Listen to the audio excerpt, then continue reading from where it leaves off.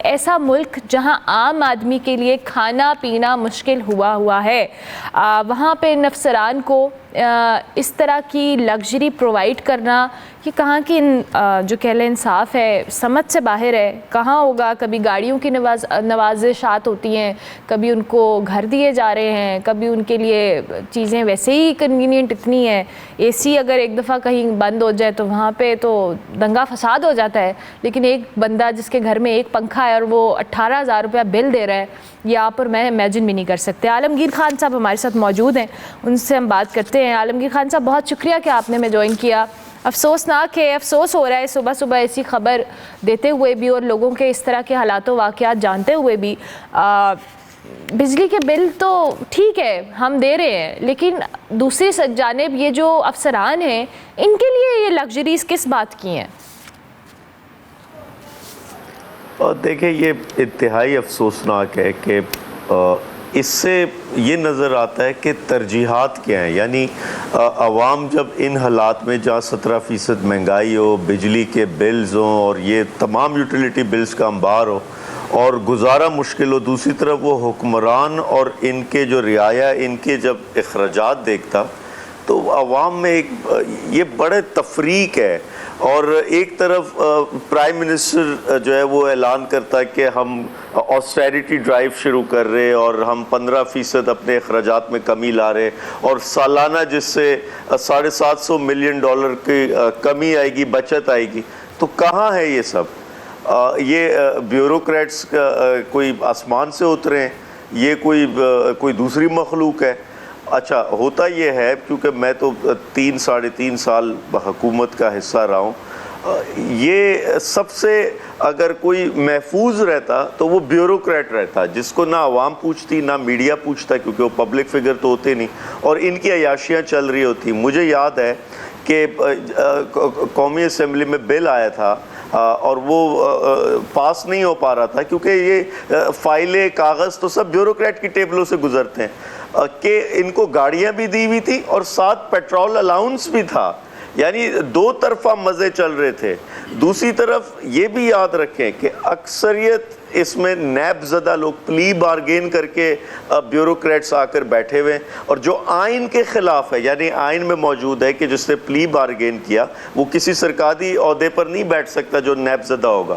یہاں یہی بیوروکریٹ بیٹھے ہوئے ہیں۔ مقصد صرف یہ ہے کہ یہ قانون سازی، یہ جو کاغذ چل رہے ہوتے ہیں، جو فائل ایک دفتر سے دوسرے دفتر جا رہی ہوتی، یہی بیوروکریٹس چلا رہے ہوتے، اور جو ان کی ذات کو فائدہ دیتا وہ تو فوری اس فائل کے نیچے پہیے لگ جاتے، جو ان کی ذات کے خلاف ہوتا وہ دستخط نہیں ہوتے، فائلیں رک جاتی، وہ کام نہیں ہوتے۔ تو اور پھر آخر کار سیاستدان بھی ان کے آگے مجبور ہوتے، ان سے کام لینا ہوتا، ان کے ذریعے حکومت چلانی ہوتی۔ تو یہ جب تک ان کا احتساب نہیں ہوگا ان بیوروکریٹس کا، اس کو بابو کہتے ہیں، یہ بابو جب تک میرا تو یہ تجربہ رہا ہے، جب تک ان کی یہ شاہ خرچیاں بند نہیں ہوں گی اور ایک ڈپارٹمنٹ میں 10 عہدیدار گھسائے ہوئے ہیں فضول کے۔ مجھے یاد ہے کہ ہمارے ٹائم میں بھی ادھر جب آپ کسی سرکاری محکمے میں جاتے تھے تو پھر ایڈیشنل سیکٹری، تو پھر ڈپٹی سیکٹری، تو پھر فلاں ایڈوائزر، تو پھر فلاں ڈائریکٹر، ایک رو میں کوئی 25 کمرے ہوتے تھے 25 الگ الگ عہدیداروں کے، کام کسی کا کک نہیں تھا، فضول کی تنخواہیں لے رہے تھے اور وہاں اے سی کمروں میں بیٹھے تھے۔ یا عوام پہ آپ لوڈ شیڈنگ کر رہے ہیں تو ان سرکاری محکموں کے اے سی بند کریں، میرا ایک سوال بجلی بند کریں، ان سے شروع کریں آسٹیریٹی ڈرائیو۔ میرا ایک سوال یہاں پہ عالمگیر خان صاحب یہ آپ سے بھی ہے اور ویسے بھی مجھے جہاں تک یاد پڑتا ہے یا جہاں تک میری ناقص عقل کہتی ہے کہ آئی ایم ایف کی شرائط میں یہ بھی شامل تھا کہ جو حکومتی اخراجات ہیں ان کو کم کیا جائے، اور اگر عوام کے اوپر بوجھ ڈالا جا رہا ہے تو اس میں حکومت کے اوپر جو انہوں نے ایک سیٹ اپ بنایا ہوا ہے اپنے اخراجات کا، اس کو بھی کم کرنے کے حوالے سے کہا جا رہا ہے۔ لیکن یہ سارا جو ذمہ ہے وہ عوام کے سر ہی کیوں آتا ہے کہ آئی ایم ایف کی شرائط جب پوری کرنی ہے تو اس پہ عوام پہ بوجھ ڈال کے ہی پوری کرنی ہے. ان سیاستدانوں, ان بیوروکریٹس, ان کی جو لگژریز ہیں, ان کے جو خرچے ہیں, ان کی جو کابینہ ارکان کی تعداد ہے, ان کے آگے سے سارے لگژری فیکٹرز آتے ہیں. یہ کیسے کم ہوگا؟ اگر یہ خود کم نہیں کر رہے تو پھر تو یہ عوام کو کیسے کہہ سکتے ہیں کہ جی آئی ایم ایف نے کہا ہے سب کچھ, آئی ایم ایف نے عوام کے لیے کہا ہے, ان کے لیے کچھ نہیں کہا. دیکھیں زور کمزور پہ چلتا ہے. جو سب سے کمزور ہوگا اس پہ اپنی منمانی چلائیں گے, اس پہ اپنے حکومت کا ڈنڈا چلائیں گے. اب یہی تو سوال ہے کہ جب آپ آسٹیریٹی ڈرائیو کی بات کرتے, آپ کہتے ہیں کہ میں 15% اپنے بچت کروں گا, اپنے اخراجات کم کروں گا, تو وہ اخراجات سب سے پہلے تو ان سے شروعات کریں نا. یہ جو 18 سے 22 گریڈ کے افسران ہیں, وہ چاہے بیوروکریٹ میں نہیں, میں کہتا ہوں ہر محکمے میں جس کی تنخواہ عوام کے ٹیکس سے آتی ہے, وہ ذرا اپنے لگژریز پر کمپرومائز شروع کرے. وہ اپنے یہ شاہ خرچیاں بند کرے. یہ جو جتنے بجلی میں اگر آپ نے بچت کرنی ہے, یہ سرکاری محکموں کے اے سی بند کریں, بیٹھے پنکھے میں گزارا کرے. جب قوم گزارا کر رہی ہے تو یہ بھی گزارا کرے سب. ان کے جناب علی میس چل رہے ہیں, ان کے ادھر سٹاف بیٹھے ہوئے ہیں, ان کے جو ہے وہ ٹی بریکس چل رہی ہیں, ان کے پتہ نہیں کیا کیا شاہ خرچیاں ہیں جو انگریزوں کے دور میں چل رہی تھی. یہ انگریزوں کے دور کا سارا نظام ہے جو ہمارا بیوروکریسی کا نظام ہے. تو یہ وائس رائے بن کے نہ بیٹھیں, یہ عوامی نمائندے نوکر ہے عوام کے, نوکر کی طرح پیش آئیں. اور نوکر کا وہ حق ہے کہ مالک اگر تکلیف میں تو نوکر بھی تکلیف میں رہے. یہ نہیں ہو سکتا کہ نوکر جو ہے وہ عیاشیاں میں رہے. اچھا عالمگیر خان صاحب, جس طرح سے ابھی آپ نے خود بھی بات کی کہ یہ وہی عوام ہے جو شاید جن کی بدولت یا جن کی وجہ سے یہ لوگ ان عہدوں پہ فائز ہوتے ہیں, اور انہی کے کام, انہی کی خدمت کے لیے ان کو ان عہدوں پہ بٹھایا جاتا ہے. سرکاری دفاتر کی بات ہو, جن اور جو آپ نے جن بڑے بڑے اداروں کا ذکر بھی کیا ہے, یہاں پر جب آپ جاتے ہیں تو اندازہ ہوتا ہے کہ اس ملک کے اندر, یہ میرا پرسنل ایکسپیرینس بھی ہے, کہ ایک سرکاری کام کرانا ایک بہت بڑا مرحلہ ہے. آپ نے اگر اپنے آئی ڈی کارڈ کا کوئی کام کرنا ہے, آپ نے اپنے پاسپورٹ کا کوئی کام کرنا ہے, یا آپ نے کوئی بھی ایسا کام کرنا ہے جو اس سرکاری ادارے سے ریلیٹڈ ہے, اس کے لیے آپ کو ایک مینٹلی خود کو پریپیئر کرنا پڑتا ہے, کیونکہ وہاں پہ آپ کو یہ بھی رشوت بھی دینے کے حوالے سے سوچنا پڑے گا, وہاں آپ کو یہ بھی سوچنا پڑے گا کہ آپ نے کیسے کسی کو کہنا ہے, سفارش کہاں سے لگوانی ہے, کیونکہ ایک گو میں تو وہ کام نہیں ہوتا.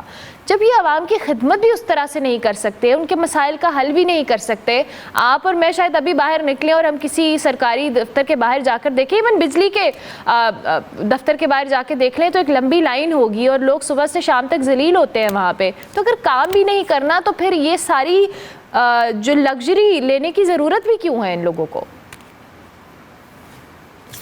دیکھیں, یہ جب تک یہ جو نظام ہے, میں پھر سے کہوں, یہ انگریزوں کے دور کا نظام ہے. اس وقت جو ہمارا بیوروکریٹک یہ سارا کلچر ہے, اور یہ جتنے حکومتی کام میں ڈیلیز آتے, تاخیر آتی, یہ انہی بیوروکریسی, یہ بیوروکریٹک پروسیجرز کی وجہ سے آتی. مہینوں فائلیں ان کی ٹیبلوں پہ پڑی ہوتی. یہ مقصد کیا ہے کہ انگریزوں کے دور میں جو ایک سسٹم قائم کیا تھا, ان کی مراد تھی, پرکس پریویلیجز تھے, یہ اب ختم ہونے چاہیے. اور یہی پرکس پریویلیجز ان کا دماغ خراب کر دیتے ہیں. یہ خود کو کوئی بادشاہی نظام کا حصہ سمجھتے اور عوام کو بیر بکری سمجھنا شروع کر دیتے ہیں. اسی لیے ہر سرکاری محکمے میں جہاں 18 گریڈ سے اوپر کا افسر ہوتا, اس کی پبلک ڈیلنگ کوئی ہوتی ہی نہیں, عوام کی رسائی نہیں ہوتی اس تک, اس کے دفتر تک پہنچنے کے لیے عوام کو بہت کچھ کرنا پڑتا. تو یہ جب تک آپ ان کا مائنڈ سیٹ تبدیل نہیں کریں گے, اور جب تک ان کو اپنے حدود میں نہیں لائیں گے, یہ چیزیں چلتی رہیں گی. میں پھر سے کہوں کہ ان کے عالیشان دفاتر, ان کے عالیشان سٹاف, ان کے پرکس پریویلیجز میں ایک عام آدمی تو پہنچ نہیں سکتا ان تک. اور اسی لیے, اور پھر میڈیا بھی, آج تک میڈیا نے بھی سوال صرف سیاستدان سے کیا, جوڈیشری نے بھی احتساب صرف سیاستدان کا کیا. یہ جب تک یہ تمام احتسابی عوامل یہ جب تک ان کے ساتھ نہیں ہوں گے, کیونکہ یاد رکھیں حکومت کے ٹولز وہ جو ہے یہ بیوروکریسی ہے. حکومت کام ان کے ذریعے کرتی ہے اور ہمیشہ ہر دور میں انہوں نے ناکام کیا حکومت کو. ان کا احتساب بہت ضروری ہے. تو احتساب کون کرے گا عالمگیر خان صاحب؟ احتساب کون کرے گا؟ یہ سیاستدان کریں گے، یہ دیگر ادارے کریں گے جن کو ہر شخص سے لے کر ہر ادارے کو، جس کو اس ملک کے اندر کنٹروورشل کر دیا گیا ہے. آپ کیسے، ہم اور آپ کیسے ایکسپیکٹ کر سکتے ہیں کہ ان ادارے یا کوئی بھی ادارہ ان کا احتساب کرے گا اور ان کو سزا ملے گی یا ان کی امرات ختم ہوں گی؟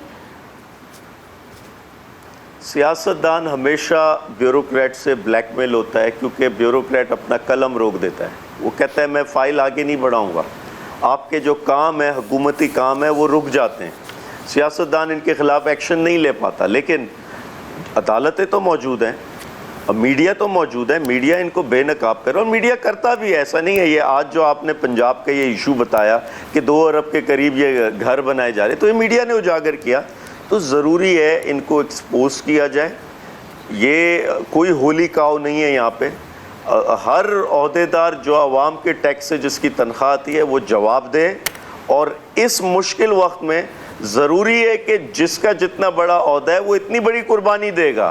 یہ نہیں ہو سکتا کہ کوئی 22 گریڈ کا افسر ہے تو وہ مزے میں، اور کوئی 14 گریڈ کا افسر ہے تو اس کی تنخواہ پہ جو ہے وہ سارے ٹیکس لگ رہے ہیں. زیادہ قربانی دینی ہوگی. جو جتنا اوپر ہے زیادہ قربانی دے گا.